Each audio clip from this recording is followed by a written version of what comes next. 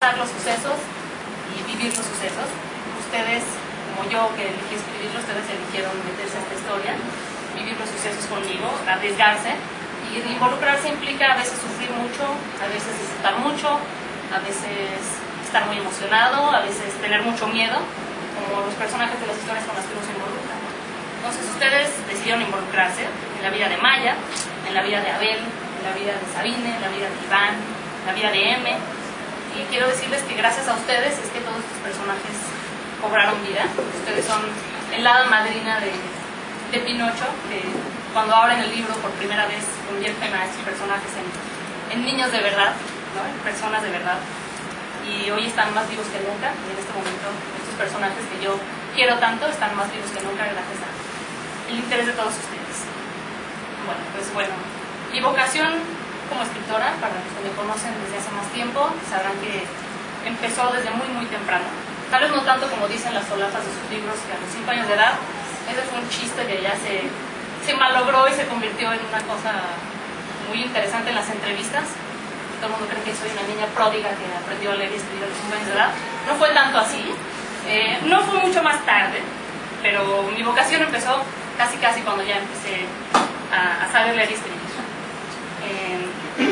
Mi papá, todavía no ha llegado, pero sabrá lo que estoy diciendo, aunque no lo escucho. Siempre tuvo mucha fe en mí, muchas altas expectativas, lo cual siempre es bueno y malo a la vez. Y él a mis 7 años de edad, 8 años de edad, me mandaba por correo pedazos del libro El oficio de escritor, y pues, de cómo los escritores famosos escriben, cómo se inspiran, cómo desarrollan sus textos. Y yo a los 7 años de edad ahí tratando de entender algo y tratando de adivinar qué es lo que se esperaba de mí con respecto a esos textos. Y yo mientras tanto estaba editando la revista familiar, que se llamaba Yupi. Tenía 2 lectores, mis papás. Hubo 3 números, uno por semana o algo así, después ya pasé a otros intereses. Después empecé a escribir poesía, porque también exploré la poesía, escribí poemas acerca del espagueti, las tostadas y mis comidas favoritas, que quien hayan visitado mi blog ya van a haberlos leído. Ya me atreví a compartirnos, arriesgándome a hacer mucho el ridículo con todos ustedes, pero bueno, ahí están mis poemas primerizos acerca de mi comida favorita. Y hubo otros muchos intereses en el camino. La verdad es que escribir y lo que eso toma del alma de uno, de la vida de uno, es muy grande y es muy difícil. Entonces traté de desviarme a lo largo de mi vida por otros caminos, ¿no? Yo a los 12 años ya estaba teniendo crisis de escritora y quemaba textos en mi jardín y esparcía las cenizas, porque yo decía a los 12 años, muy deprimida, me voy a tener que dedicar a otra cosa porque no sirvo para esto. Y bueno, siempre fui una niña un poco intensa. Y entonces, por ahí, mis papás, que siempre apoyaron todas mis aventuras de todo tipo, me llevaron a clases de bailes, donde las maestras me pidieron que por favor me dedicara a otra cosa. Estaba echándoles a perder todo y que si no, podía hacerle de árbol. Esta es historia verídica. Entonces dejé las clases de baile, me mandaron a pintar cerámica, y la mejor obra que pinté es un patito, está en casa de mis papás, que apenas hace un par de años me atreví a confesarles que yo no lo había pintado. Pintaba horrible y la maestra decidió pintarlo ella para que mis papás sintieran que sí estaban pagando algo que valía la pena en las clases de cerámica. Tomé clases de corte y confección y mi pobre hermanita tuvo que usar un vestido espantoso que le hice para darme gusto, horrible, con una tela horrible de florecitas asquerosa. Pasé por todos los deportes posibles, tomé clases de jazz, tomé clases de voleibol, de básquetbol, bueno, y realmente era pésima en todo. Entonces las letras seguían ahí, las letras seguían apareciéndose por todos lados. A veces las letras para mí han sido grandes aliadas, han sido mis compañeras, y otras veces han sido obsesiones terribles. Yo soy una contadora compulsiva de sílabas, no sé si van a conocer otra en este mundo, pero yo todo lo que hablo lo voy contando. Entonces acabé en terapia, he ido con el hipnotista, he ido a diferentes clases de yoga, de meditación, para tratar de apagar esta obsesión por las letras y por las palabras, y no he podido, ¿no? Las palabras van a formar y han formado parte de mi historia, para siempre. Y bueno, al final nunca dejé de escribir, no pude nunca dejar de escribir. Dejar de escribir me marchitaba por dentro, aunque soy muy romántico, en verdad sí, me sentía marchita por dentro cuando lo escribía. Y en cambio escribir frase inspirada o una página inspirada al día o a la semana me daba una satisfacción tan grande como no he sentido en ninguna otra ocupación hecha en la vida, ¿no? Entonces un día yo estaba ahí acabando de escribir una novela, mi primera novela, que luego es esta, y se apareció Maya en mi cabeza, ¿no? Y Maya estaba en un callejón, como muchos de ustedes ya la conocen, estaba tirada en un callejón, destrozada, con la ropa rota, sin memoria de lo que había sucedido. Así apareció y dije, híjole, voy a tener que ver qué pasa con esta protagonista, ¿no? Que ya apareció ahí y voy a tener que ver cómo la saco de ahí, qué le pasó. Yo tampoco sabía qué le había pasado. Entonces fue muy fácil convivir con Maya. Me senté en mi casa y ella empezó a contarme su historia.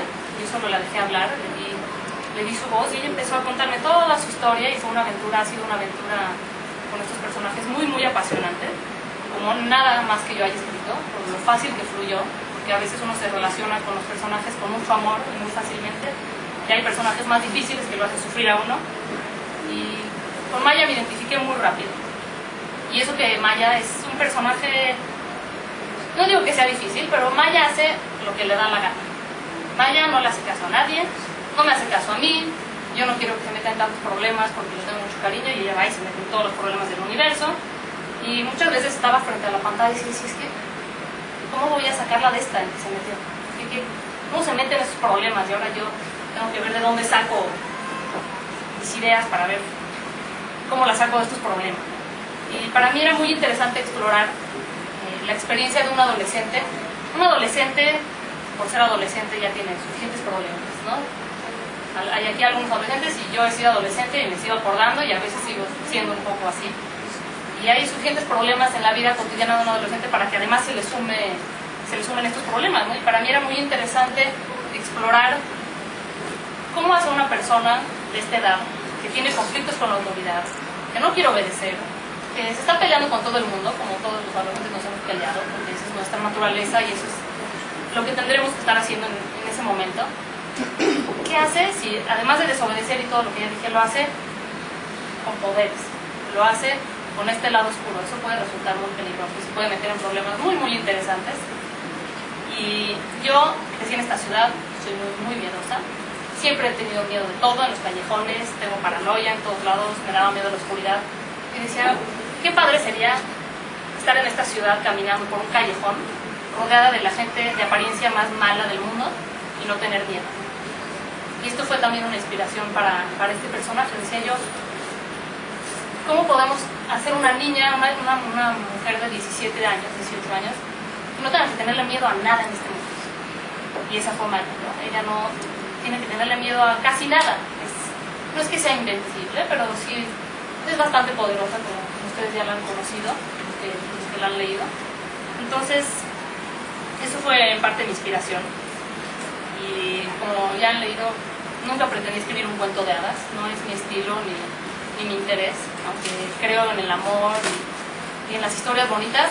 Esta no es una historia bonita en el sentido de la palabra, no es un cuento de hadas. Realmente Maya tiene una vida bien difícil, y desde que le pasa lo que sabemos que le pasa, su vida se vuelve 1000 veces más difícil. Ser adolescente, como ya dijimos, no es fácil. Ser inmortal, a pesar de lo que nos hayan vendido por otro lado, no es nada fácil, no está chistoso, no está divertido ser inmortal, no está divertido saber que la gente a la que quieres la vas a ir dejando atrás, que ya no perteneces a su mundo y que tienes que ver qué haces con toda esta nueva información, con todas estas nuevas experiencias, cómo las vas a combinar con lo que tú eras antes, con lo que vas a hacer ahora. Entonces yo escribí esta novela en unos 9 meses, más o menos, y me despertaba todos los días entusiasmadísima, y lo que me entusiasmaba, más allá de llamarlo inspiración literaria, era curiosidad. Me despertaba con una curiosidad que me quemaba los dedos de ver qué le iba a pasar a Maya, ¿no? Porque sí sentí mucho que Maya es la que me contó esta historia, no que yo la metí en las cosas en que la metí, sino que ella se metió sola. Yo la pensé, la imaginé, la soñé, le di un carácter, le di una situación, le di una ubicación, pero al final la que se mete y se sale de todos sus problemas es ella, ¿no? Con todas sus características, con todos sus defectos, con todas sus cualidades, con todo lo que ella trae por su vida humana y por su nueva vida. ella es la que con sus recursos va a salir de todos estos problemas y yo voy como de la mano con ella a ver hasta dónde nos puede llevar.